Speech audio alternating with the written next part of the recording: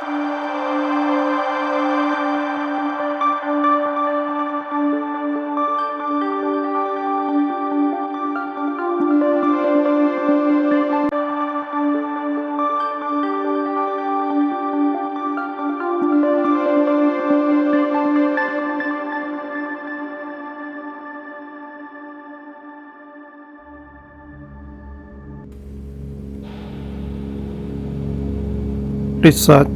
عيشة قنديشة. واش عمرك سمعتي شي حد كيحلف ويقول بغيت غير ما نشوف شي وجه عيشة قنديشة؟ هاد الاسم راه ماشي ساهل، كبرنا كاملين وحنا كنسمعو عليه، كنخافو منه وكنتفاداو ونهضرو عليه بالليل. ولكن شكون هي؟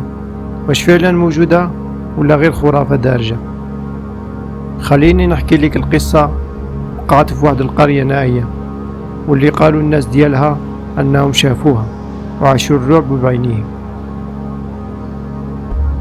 في واحد الليل مظلم في الضواحي ديال أسفي، كان كاين شاب سميتو يونس، خدام مع والدو في الفلاحة. يونس كان معروف على بالجرأة، كيعجبو المغامرات وما كيخاف من حتى شي حاجة. واحد الليلة صحابو تحداوه يخرج للواد اللي كاين ورا الجبل ويجلس فيه حتى الفجر.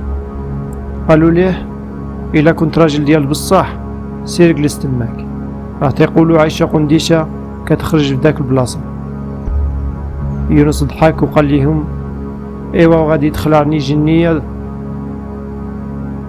جمع راسو شد فانوس صغير ومشى، وصل للواد وجلس على حجر كبير، والهدوء كان قاتل، غير الصوت ديال الضفادع والرياح كيدورو. ماشي بزاف حتى بدات تسمع موسيقى بعيدة، الصوت الناي وصوت مرا كتغني. يونس في الأول ظن أنه كيتهيأ له، ولكن الصوت كان كيقرب وكيتبدل. بدا يشوف شي خيال كيتحرك، واحد السيدة لابسة أبيض، شعرها طويل ورجليها ماشي عادي، كانوا بحال ديال البهايم. هنا تجمد الدم في عروقه.